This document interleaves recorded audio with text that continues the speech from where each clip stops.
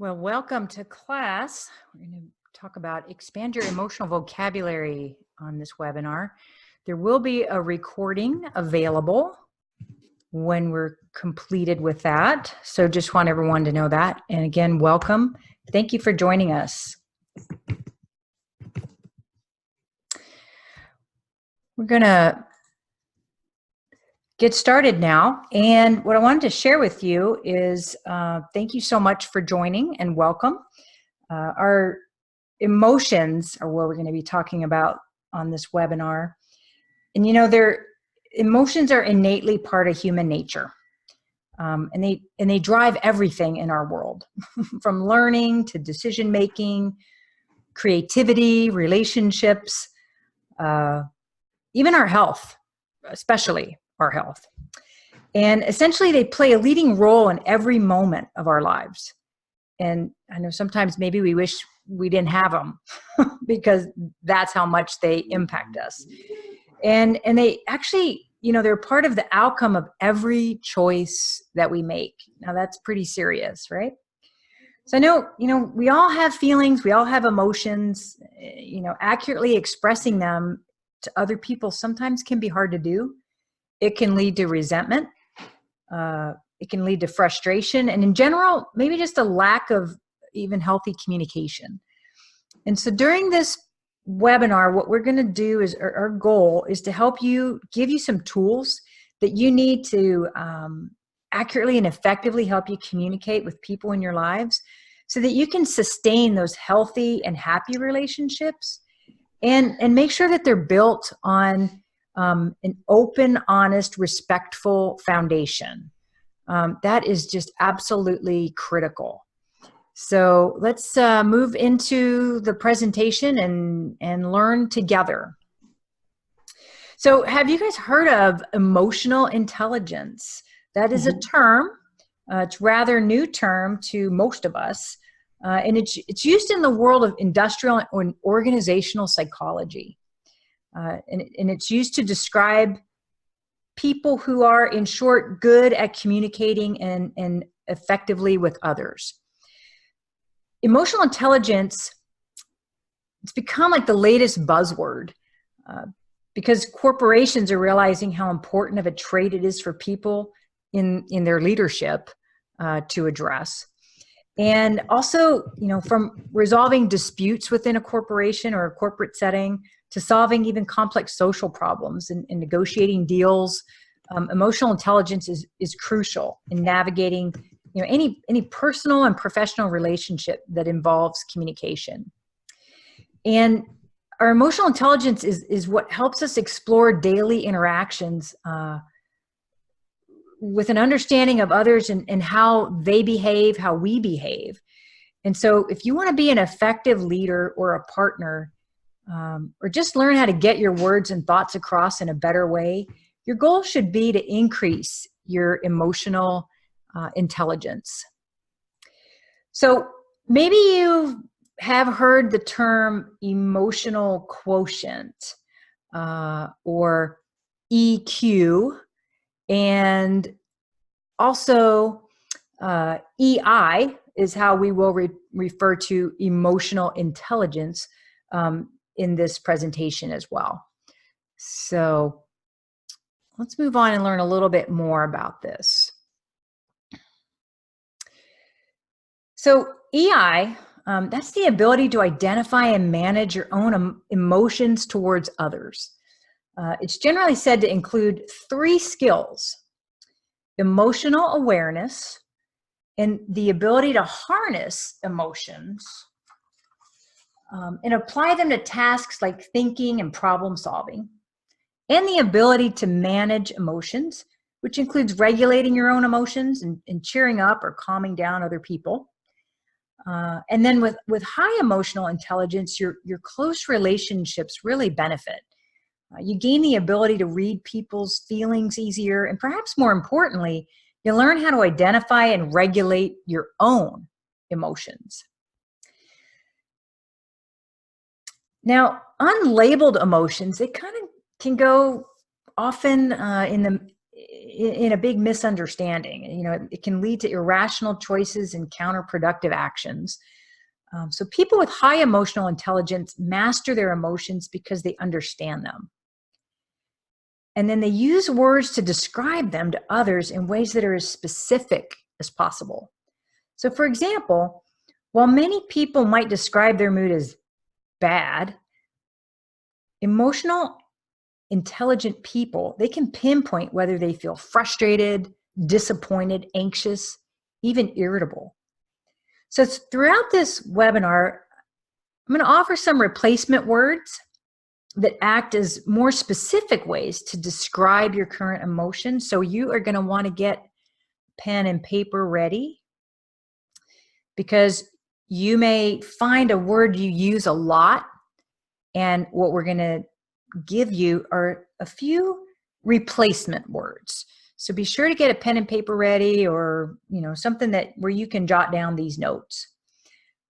So I want you to take note of those, test them out next time you're trying to get your point across to someone that you're having a conversation with, and just practice. I mean, that's what this is going to be about. Once we share what we're sharing, it's about practice. And we're going to do a little couple of thoughts around it on this webinar as well. So let's move on to some of our basic words. You all have heard this one, right? So replacement words for fear. So I'm sure some people out there have experienced fear at some time. Maybe you were afraid, you were scared.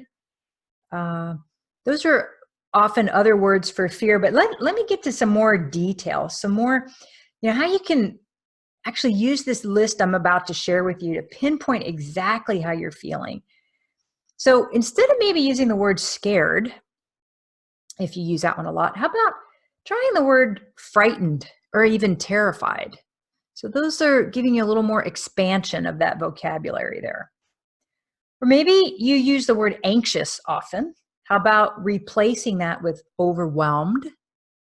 There's a thought. Or worried. Now there's another word used an awful lot, insecure. But how about replacing that or expanding your vocabulary to add words like inferior or inadequate instead of insecure? And how about the word submissive? Adding in some other vocabulary words like insignificant or worthless. And how about rejected? That's a word people often use. Maybe replacing that with the word alienated or inadequate. And sometimes people use the word humiliated. What if we replace that with ridiculed or disrespected? So just a few options there. Just wanted to share that with you. And we can see if we can get you some of these words in the notes and the playback as well. So moving on, let's attack our next word. Don't you like this one? Disgust. This is one that people use when they're feeling grossed out, uncomfortable, just generally uneasy. So let's look at a few other words how we can replace or expand your vocabulary in this manner. So let's talk about the word disapproving, and perhaps using some different words for the word disapproving, like judgmental or even loathing. Or how about the word disappointed? Instead, maybe replacing that or using expansion of vocabulary like repugnant or revolted. That sounds fancier. Or the word awful. Looking at things like revulsion or detestable instead of using the word awful. And how about, let's replace the word avoidant, maybe with some other words like aversion or even hesitant.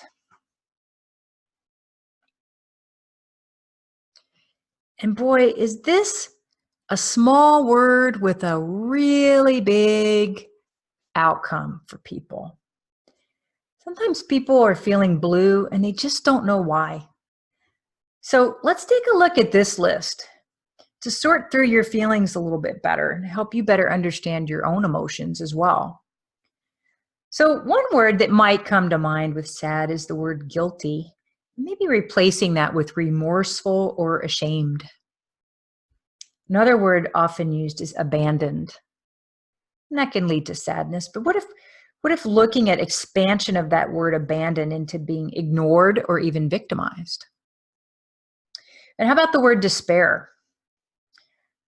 Perhaps powerless or vulnerable, giving you a little more diversity there. Depressed, that's often associated with sadness. What about maybe expansion of that word into feeling inferior or empty? How about the word lonely? Maybe feeling isolated as opposed to lonely, or even the word abandoned. Or how about how many kids feel right before they're getting ready to go back to school and they say, I'm bored. How about maybe an expansion of those words into apathetic or indifferent? Now we're going to go through a couple more topics here, and then we're going to move into some tips and some tricks on how to help move through some of these emotions as well. Now, you wouldn't think, gosh, do I really want to replace the word happy?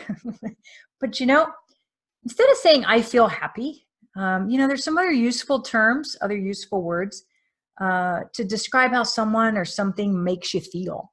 So let's go through that list for just a second.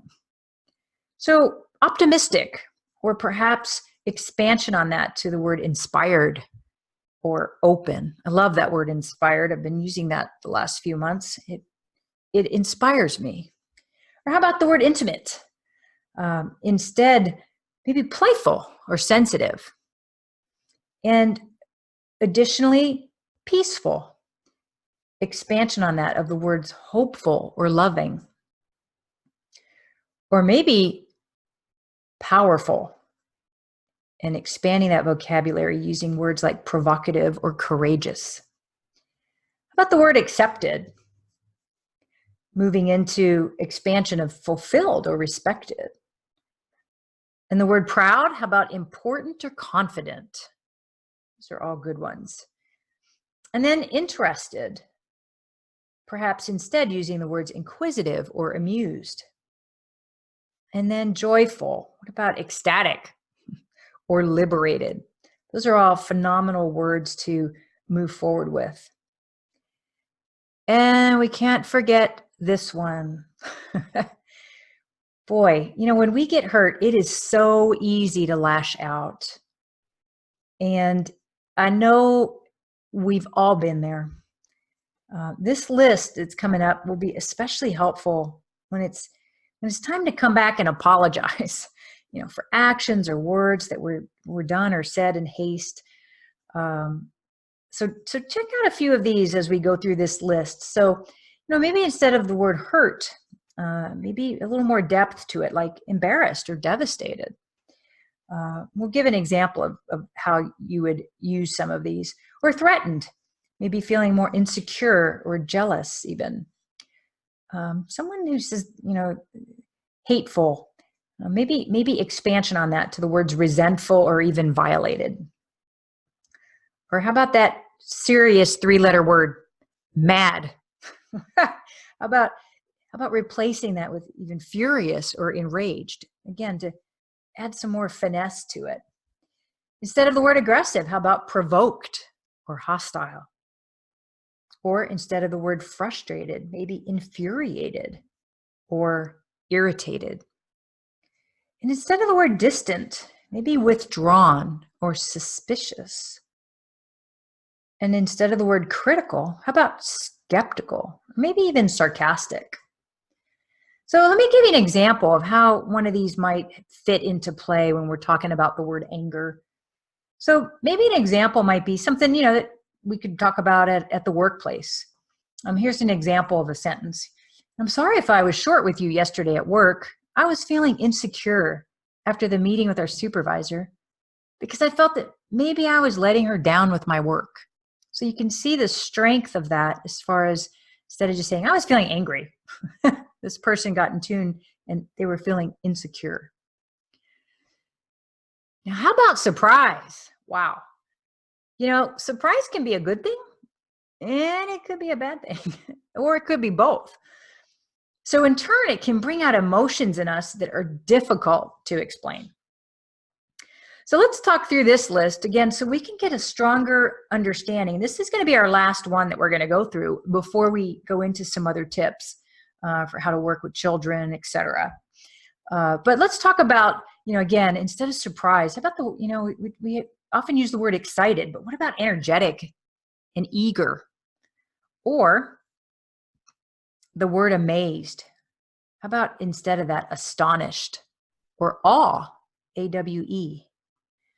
Or how about the word confused, perhaps using perplexed or disillusioned? And how about the word startled, maybe dismayed or even shock? So again, some interesting enhancements to the vocabulary here. Now, expanding your vocabulary emotionally helps us communicate effectively with everybody around us, and that keeps our relationships healthy. And this is a crucial building block when you're raising or trying to raise socially competent children.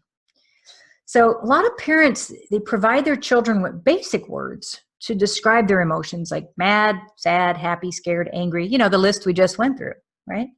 And that's a good start. But sometimes we overlook the more specific vocabulary that might be really helpful in a situation. So here's a piece of advice to sit down with children or a child that and create your own emotions chart. It's just a thought. By drawing from the list that we already talked about a moment ago, but perhaps maybe bringing it into a more fun zone for kids, a more exciting zone. Draw emoji-like faces to represent those emotions. Talk through what those words mean with these kids. So then when this child seems sad or angry or scared, you can actually walk them over to that reference list in order to better understand what's going on in their world. And if you start this practice early, your children and you're going to slowly become more and more familiar with those other words and be able to use them without even referencing the list. And especially with the emojis, it just makes it a lot more exciting. Now, a couple other things to think about when working with children is, you remember they're like sponges. I know most of you out there know this. And they pick up every little thing that you say, everything that you do, including the way you define and label your own feelings. So by using a wider range of words to define how you feel, children around you, they're going to learn how to identify better, and they're going to name a variety of emotions on their own. So for example, let's take an example, maybe just even using this picture. So instead of swearing at the computer when it freezes, come on, y'all know you've done that. Say something like, I'm so frustrated that this keeps happening, and I'm worried that I won't get my work done in time if I can't fix it. So that's just an example of maybe some ways to help address raising up a child with a higher EQ. And how about moving on to building your own EQ? So the first step in building your emotional intelligence is coming to terms with your own emotions and understanding that your feelings are valid. So one thing is to practice this acceptance. Sit down at least once a day and ask yourself how you're feeling. I mean, just pause for a little while and do that. So think of this as like a brief meditation or an act of self-care, if you will. And just allow yourself the space to touch base with yourself and your emotions. And eventually, this act is going to become more like second nature. And you'll be able to better understand your own train of thought and what's affecting your behavior that day. I like to call this be with. Be with yourself, be with that moment. Oh, and by the way, don't judge yourself when you're feeling crummy. It's okay. It's okay not to be happy all the time. In fact, that's healthy. So give yourself a break.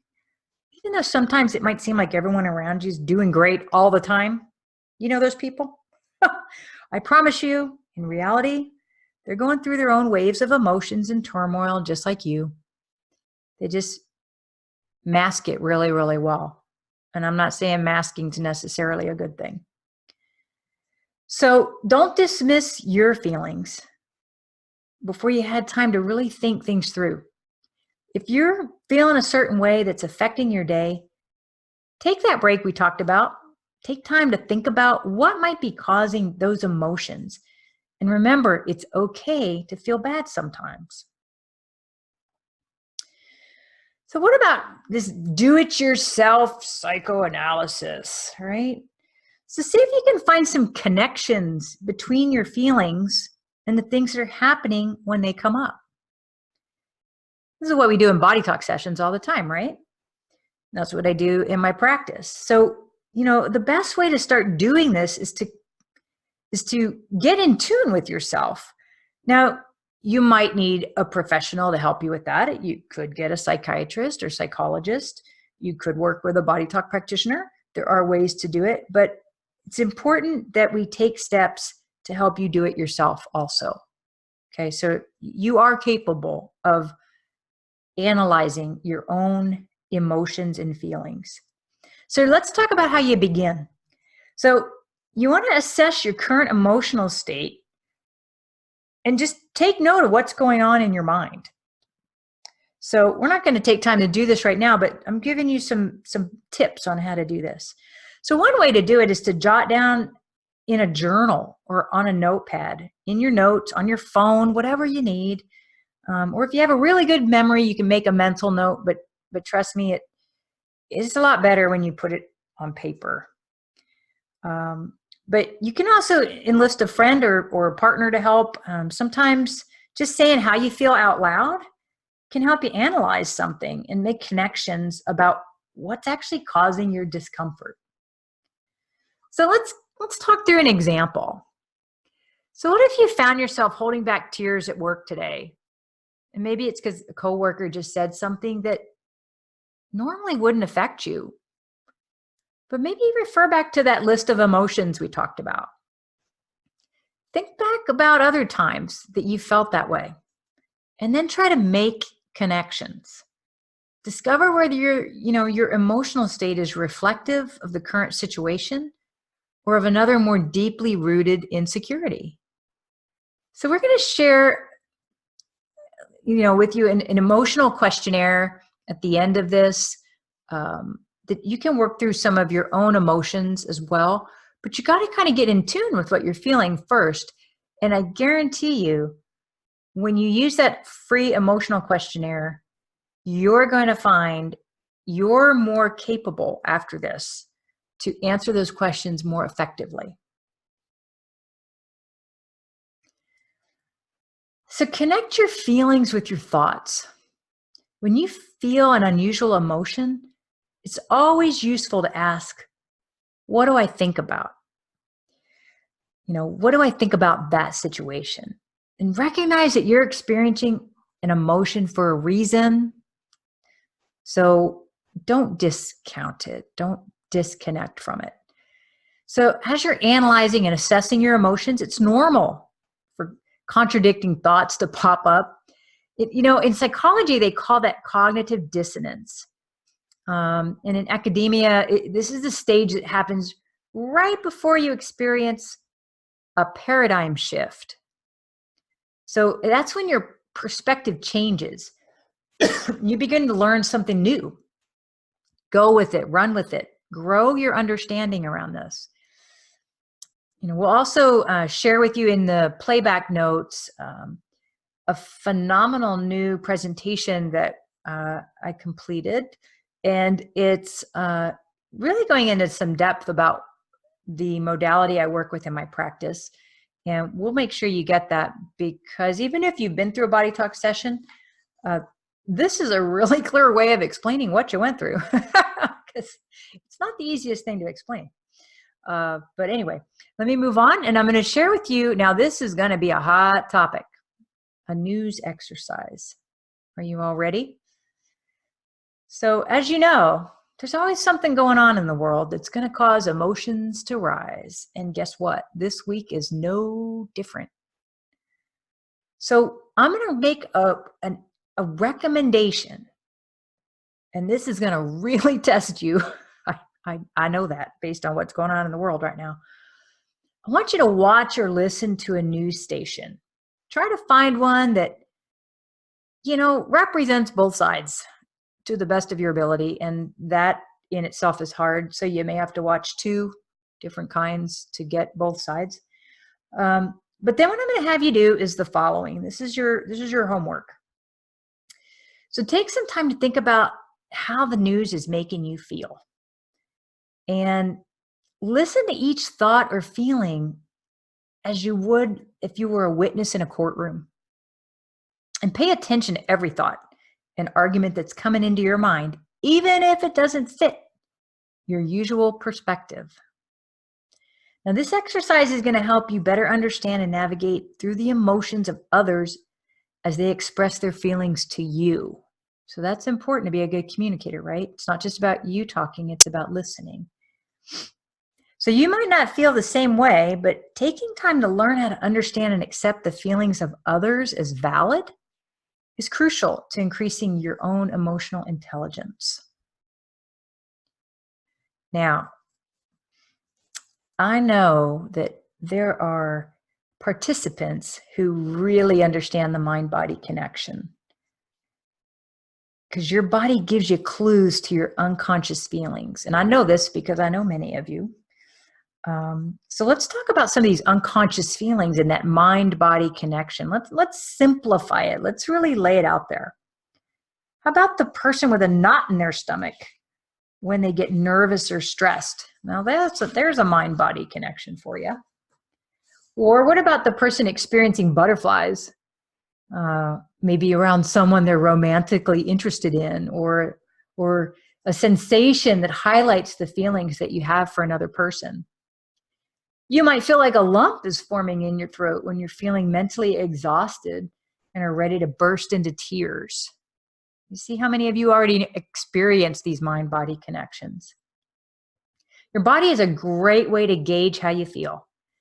And those physical feelings are legitimate indicators that help bring attention to feelings that your brain wants you to address. So next time you feel an unfamiliar or uncomfortable sensation, take a moment to assess how you're feeling emotionally. And again, this is something that I do here in my practice. We use a couple of different techniques to address this as well. If you've got maybe a connection that feels a little bit bigger than you know how to process. So at the end, we're actually going to share a small video about one of those techniques. Now, let's move on from our mind-body connection. So, it is hard to process emotions, and sometimes they can overwhelm you. And that's just the truth. That's valid. So a favorite way of mine to move through some uncomfortable feelings is to address it head on by writing it down. It might not seem like a lot that you're doing there, but it's incredible how much jotting down your thoughts just can take the pressure off your psyche and relieve discomfort. These notes, they don't have to be grammatically correct. Don't pressure yourself to make them legible. I know I don't. But don't think about it too much. Just scribble down your thoughts as they come. And trust me, you're going to be really surprised how efficiently you can access them when you see them written down on paper. It's a really key skill. Now, these days, it's easy to fall into an opinion bubble. Some people call it echo chamber. We only get news and opinions from people who have the same perspective as us, or we miss out on learning about a viewpoint of others. And when we block out and ignore the way others feel, we're missing out on practicing empathy. And this also limits us from actively working to understand the perspective of other people. So those with a high EQ are able to use their empathy in order to listen to many different viewpoints without judgment, and then make a decision that makes the most sense. So this also allows them not to succumb to emotionally charged arguments. Diplomacy. So in order to build your empathy muscle, think about the things that you feel strongly about. And then ask yourself, why? Why you feel that way. Understanding the root of your emotions and your passions is essential to breaking down why you react to the things that you do the way you do.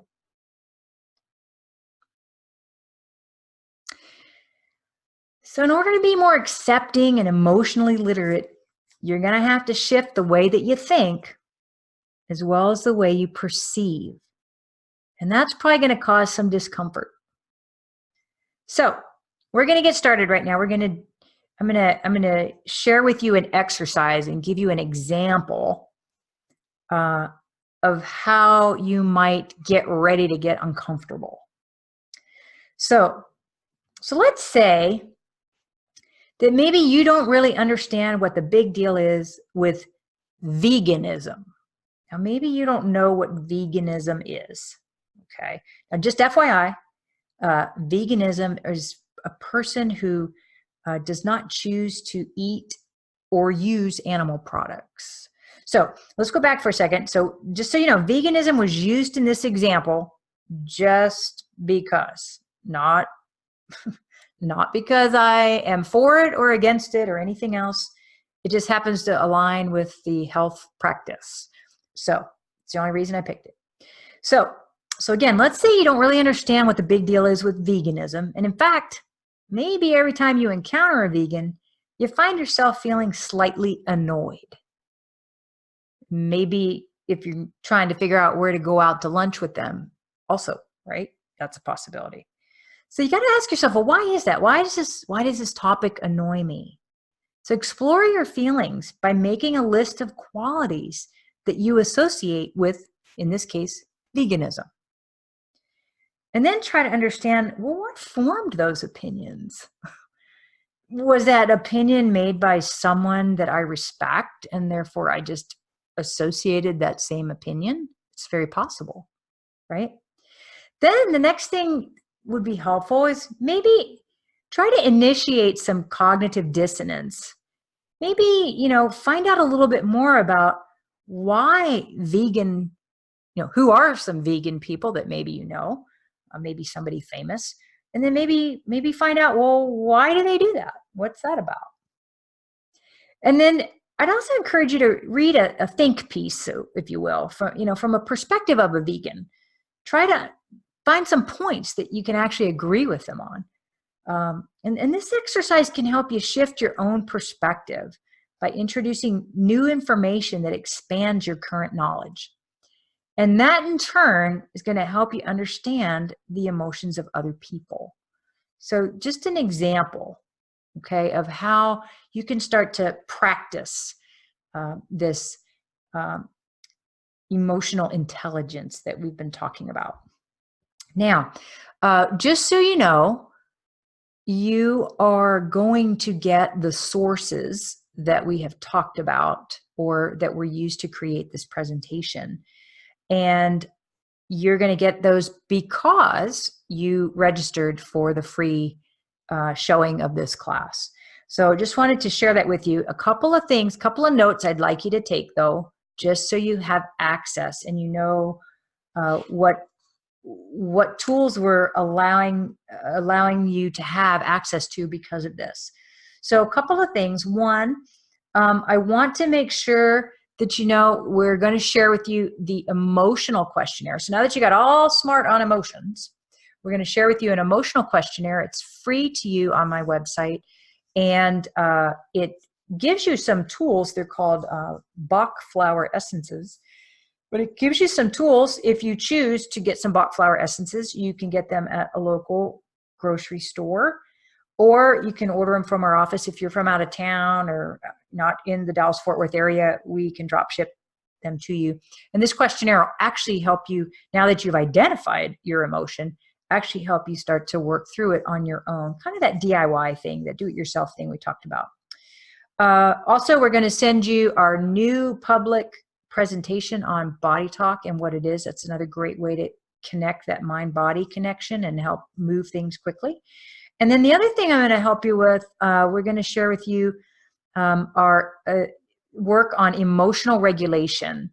So I'm going to share that with you as well as the other resources used for this presentation. So, you know, basically we're done, but before you choose to go, I'd like you to know about what's coming up. So we're going to have our short video on emotional regulation. I'm going to run that next. And you've got some tools now that you can start to begin your work on your own. And then I also want to make sure you're aware of our upcoming class. So you're going to see that momentarily. It's on focus. So I'll show you that in just a second. And that's going to be a super important one for the month of September. So let's talk through just, let me share this with you. Our emotional regulation. This is just a couple minutes here, and let me run this for you. Resolving emotional difficulties with the TP technique. TIPI stands for, in French, Technique for the Sensory Identification of Subconscious Fears. It's a method that resolves emotions, such as depression, anxiety, phobias, PTSD, and jealousy. Basically, all these emotions that can make us aggressive, want to run away, freeze us to the point that we can't take action, or push us to overpower others. It's my way or the highway, buddy. Even when we can control our emotional reactions, our bodies continue to experience their effects through physical tensions, whether we are aware of it or not. What is TP? TP is a technique that permanently resets our disruptive emotional responses, so we can experience more emotional freedom. This technique allows our brain to process information that was originally blocked, information that had triggered a recurrent emotional difficulty. Hey. So TP is magical, right? Nah, just natural. The technique was created in France by Luc Nicon. It's been tested in multiple social studies since. TP is currently used by over hundreds of people within helping professions all over Europe. How does TP work? The client is asked to remember a specific memory that had brought up an emotional experience. Close your eyes. Okay. It is then that they will immediately feel a set of physical sensations. The study on TP clearly shows that the sensations we are feeling during emotion create a clear and direct path to the origin of this emotion. We will use these sensations naturally generated by the sensory memory to reach the root of the emotion. Doing so, we regulate permanently the disruptive emotional response. Open your eyes. Okay. And guess what? There's no emotional resurfacing during or after a session. Sessions can be done in person, by phone, or by Skype. One single session is typically enough to permanently treat an emotional difficulty. How cool is that? So, wanted to share with you our tools. So that was one of them. I talked already about the emotional questionnaire. We're going to make sure you get access to that. Also, we're going to send you, sure you can see from that last piece about the mind-body connection, right? So those are some great tools. That and our body talk work, also a great tool to move you through some emotional things quickly now that you know how to identify them. Our next class, our next class actually is a live class, starts next week on Saturday for 12 weeks. And it is an amazing class to improve vision, balance, and movement for anybody, any age. So if you're wearing glasses, you need the class. If you have balance issues or you fall a lot or get dizzy, you probably need the class. And if you're having any pain issues or movement, not moving like you used to, you'll want to check out this class. I think we only have like one spot left.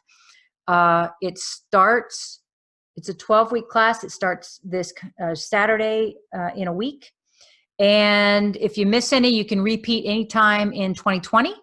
So you don't have to, if the full 12 weeks is like, oh my gosh, that's too much. No, don't worry. You can retake a class. Well, you can even retake it even if you took it. But you can go ahead and repeat it or take it if you missed it in 2020. So if you want to improve vision, balance, or movement, or all three, you're going to want to check that out and call our office on that one. I'll show you that. In fact, accesscompletewellness.com, upcoming events, it'll be right at the top. The class is called 3 Pillars. And our next free webinar, September 12th, 8 o'clock. It's on focus. So what we're going to do in this free webinar is we're going to tell you what you need to know to take care of ADHD the all-natural way. So I'm going to tell you something very important right now. If you cannot make that class, always be sure to register before. And you will always get the free playback. So if you have any topics you're interested in but can't make those class dates or times, register. Okay? So that is what I have for you this evening. Thank you so much for joining, and we do hope to either see you in our 3 Pillars Vision Balance Movement class or hope to see you at the next webinar. Thank you so much for joining.